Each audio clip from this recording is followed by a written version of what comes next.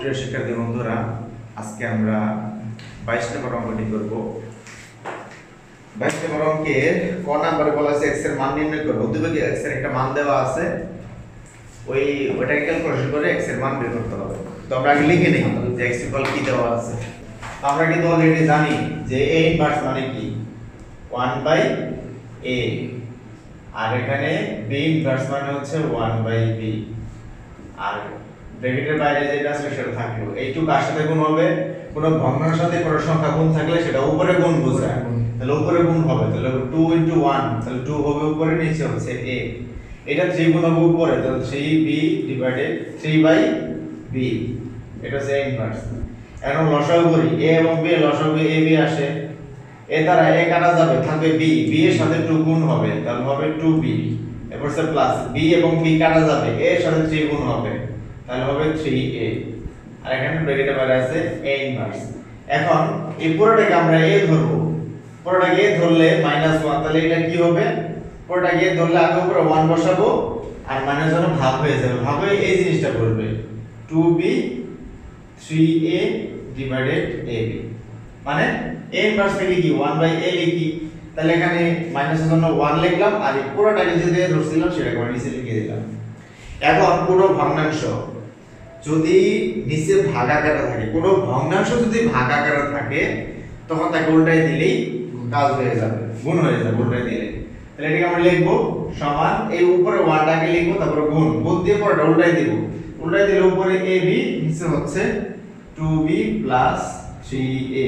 তো 1 দ্বারা কোনো ভগ্নাংশে গুণ করলে বা কোনো সংখ্যা গুণ করলে সেই সংখ্যায় আসে, তাহলে 1 দ্বারা এটাকে গুণ করা হলে এই পুরো সম্পূর্ণ সংখ্যাটি আসবে ab/2b + 3a।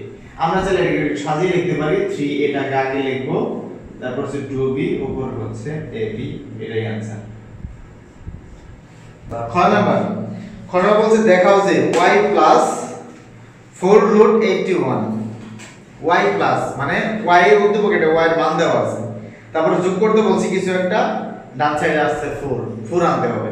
তাহলে y এর যে রাশি দেওয়া আছে এটাকে আমরা মানে সরল করে সহজ করে নেই, তারপর আমরা লেফট হ্যান্ড সাইড দিয়ে করব। তাই উঠাই ফেলি y কি দেওয়া আছে। ওকে, আমরা এটা উঠাই নিলাম। এখন আমরা ভাঙাবো। ভাঙানোর আগে ব্র্যাকেটের রুটের ভিতরে যেগুলো আছে সেগুলো কাজ করে নিই, মানে x এর পাওয়ার p ডিভাইডেড x এর পাওয়ার p, এটা কাজ করলে কি হবে? পাওয়ার দুইটা বিয়োগ হয়ে যাবে। এরপর যা আছে সেটা লিখি pq। এরপর এখানেও x এর পাওয়ার আছে q, নিচে x এর পাওয়ার r, তাহলে লিখব x এর পাওয়ার q - r, কারণ ভাগে আছে পাওয়ার বিয়োগ হবে। তারপর যা আছে আমি কাজ করলাম, লিখে দিলাম q r ইনটু এখানে x এর পাওয়ার r - p, এখানে যা আছে লিখে দিলাম, এটা হচ্ছে rp। এখন আমরা রুটটাকে ভাঙাবো। আমি বলছিলাম শুধু রুট হলে সেটা পাওয়ারে হাফ হয়, কিন্তু যদি রুটের ভিতরে কোনো সংখ্যা থাকে তাহলে সংখ্যাটা 1/, হবে 1/, সেই সংখ্যা হবে। তাহলে x এর পাওয়ার p - q, তো এটাকে লিখবো 1/, সেই সংখ্যা এখানে আছে কি pq, তাহলে এখানে হবে pq। অনুরূপভাবে এটা কি হবে? x এর পাওয়ার q - r, তাহলে এটা হবে 1/, কি q r, রুটের ভিতরে q আর ছিল q r, তাহলে এটা কি হবে? x এর পাওয়ার rp, এটাও 1/rp। এখন আমরা কি করব? পাওয়ারে পাওয়ারে গুণ করে দেব, কারণ x এর পাওয়ার আছে, আবার পুরোটার পাওয়ারও আছে, তাহলে এই পাওয়ার দুইটা গুণ হবে। তাহলে আমরা পাওয়ার দুইটা গুণ করি, x এর পাওয়ার p q into 1/pq, x এর পাওয়ার q - r into qr, x এর পাওয়ার r - p ইনটু 1/rp। এখন এই যে p - q, এটা ভগ্নাংশের সাথে গুণ হয়ে আছে, তাহলে এই জিনিসটা কার সাথে গুণ হবে? উপরে নাকি নিচে? উপরে, অবশ্যই উপরে গুণ হবে। তাহলে উপরে 1 সাথে গুণ করে বসাই দিই, তাহলে 1 সাথে গুণ করলে p - q এটাই আসবে, নিচে pq। আবার এটা x এর পাওয়ার একই রকম ভাবে q - r ডিভাইডেড qr, এটা কি হবে? r - p divided rp। এখন তিনটা x গুণাকার আছে, এই তিনটা x থেকে আমরা একটা x নিব, নিয়ে পাওয়ারগুলো যোগ করে দিই। একটা x নিলে p q divided pq plus q r divided qr plus r p divided rp। তো এখন আমরা লসাগু করব, pq qr rp লসাগু হবে pqr। এখানে pq আছে কিন্তু কি নাই, r নাই, যেটা নাই সেটা তার উপরে গুণ হয়, r into p q plus এখানে qr আছে মানে কি নাই, এখানে আছে p নাই, তাহলে p তার উপরে গুণ হবে p ইনটু q r। এখানে rp আছে, নাই হচ্ছে q, তাহলে q তার উপরে গুণ হবে q into r minus p। এখন আমরা গুণ করে দেই, তারপরে কাটাকাটি যাবে।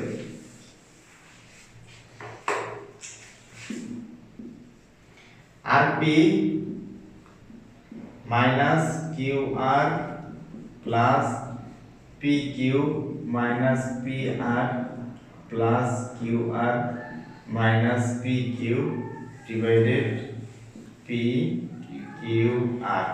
কাটাকাটি যায় rp, rp এর সঙ্গে এই pr কাটা, উল্টা পাল্টা হলে সমস্যা নাই, গুণাকারে qr এর সঙ্গে qr কাটা, pq এর সঙ্গে pq কাটা, তাহলে থাকবে x এর পাওয়ার উপরে 0 নিচে pqr। আমরা জানি কোনো ভগ্নাংশের লব যদি 0 হয়, ওই ভগ্নাংশের সম্পূর্ণটা 0 হবে, তাহলে উপরে 0 আর x এর পাওয়ার 0 মানে 1।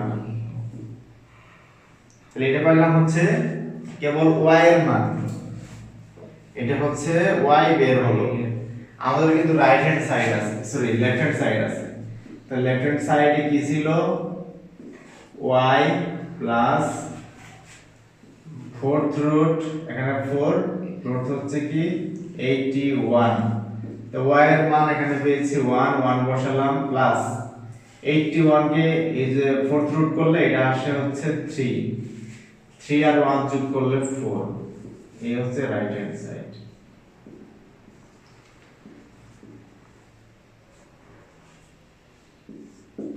এই যে এটা থেকে যে 3 আসে, এটা তোমরা ক্যালকুলেট করে ফেলবা, ক্যালকুলেটরে লিখলে চলে আসবে 3।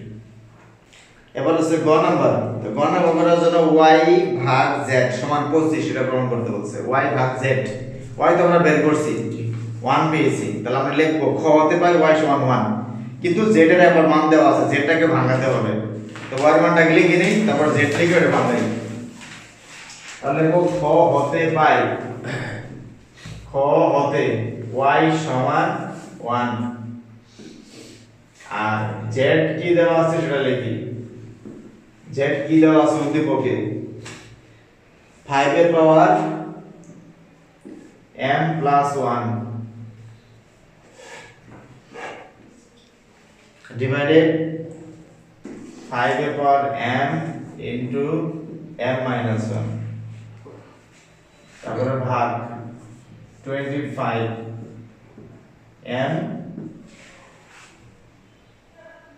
m প্লাস 1, 5 এর পাওয়ার m মাইনাস 1 এর পাওয়ার হচ্ছে m প্লাস 1,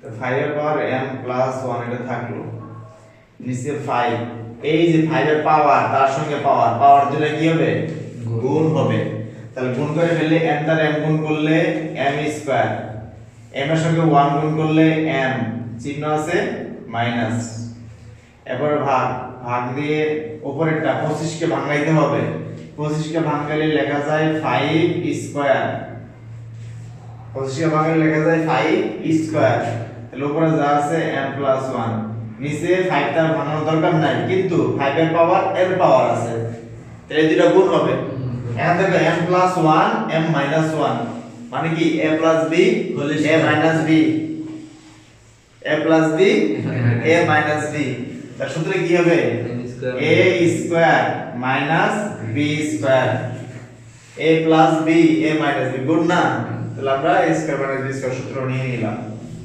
এরপর এটাকে আর ভাঙানো যায় না, এটাকে আর ভাঙানো যাচ্ছে না, এটাকে ভাঙানো যাচ্ছে না, দুইটা মিলে আমরা একটা কি 5 লিখব, দুইটা 5 মিলে একটা 5 লিখবো, তাহলে পাওয়ারটা বিয়োগ হয়ে যাবে। এর উপর আছে m + 1, আমি সেটা বিয়োগ করব, তাহলে m টা হবে m স্কয়ার হবে মাইনাস, আর এই মাইনাস m টা হবে প্লাস m। এরপর আছে ভাগ দিয়ে উপরে আছে 5 স্কয়ার, তাহলে 5 টা লিখলাম, 5 এর উপর স্কয়ার মানে পাওয়ার, তার পাওয়ার আছে m + 1, তাহলে এই পাওয়ার দুটো গুণ হবে, তাহলে 2 এর সাথে m গুণ করলে 2m, 2 এর সাথে 1 গুণ করলে 2, মাঝখানে প্লাস, নিচে 5 এর পাওয়ার m স্কয়ার হচ্ছে m স্কয়ার থাকবে, 1 স্কয়ার হচ্ছে 1। এরপর লাইন এই যে শুরুতে আছে m, লাস্টে আছে m, এটাও প্লাস এটাও প্লাস, চিহ্ন নাই মানে প্লাস, এটাও প্লাস এটাও প্লাস, তাহলে হবে কি 2m। এরপর হচ্ছে প্লাস 1, এরপর হচ্ছে মাইনাস m স্কয়ার। এরপর বাকিটা এই যে ভগ্নাংশ আছে, আর তো ভাঙানো যায় না, এই যে ভগ্নাংশ আছে, তাহলে দুইটা 5 মিলে আমরা একটা 5 লিখবো, আর পাওয়ার বিয়োগ করে দেব, তাহলে উপরে পাওয়ার কি আছে এটাকে লিখে নেই 2m + 2, আর নিচেগুলো বিয়োগ হবে, তাহলে m স্কয়ার হবে মাইনাস m স্কয়ার, মাইনাস 1 হবে প্লাস 1।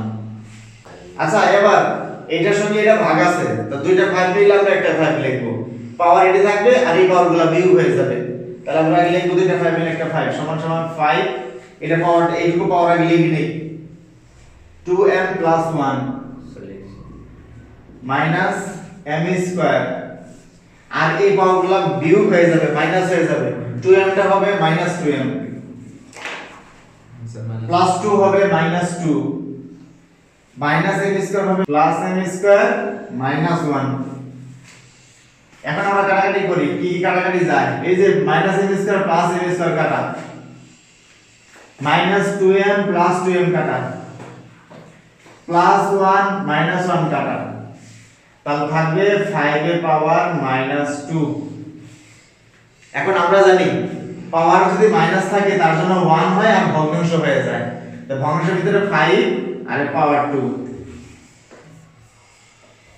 মানে পাওয়ার যদি মাইনাস থাকে মাইনাসের উপরে 1 নিচে ভগ্নাংশ, সেই নিচে কি বসে এই ভিত্তি বসবে, পাওয়ার যা ছিল তাই বসবে, তো 5 স্কয়ার, তাহলে 1/5 স্কয়ার মানে 25, 5 স্কয়ার 25। এটা কার মান, এটা মান পেলাম হচ্ছে z এর মান, এটা z এর মান এটা, তো আমরা লেফট হ্যান্ড সাইড লিখে নিই, লেফট হ্যান্ড সাইড এখানে আছে y ভাগ z, y ভাগ z, y এর মান পেয়েছি 1 আর z এর মান 1/25। আমরা জানি ভাগের জায়গায় গুণ দিলে ভগ্নাংশ উল্টে যায়, তাহলে উপরে হবে 25, নিচে হবে 1। 1 দ্বারা যাকে গুণ করি যাকে ভাগ করি সেই সংখ্যায় আসবে, 1 দ্বারা 25 কে গুণ করলে 25, 25 কে 1 দ্বারা ভাগ করলে 25 ই আসবে, তো আমরা রাইট হ্যান্ড সাইড পেয়ে গেছি 25, তাহলে লিখব শর্ট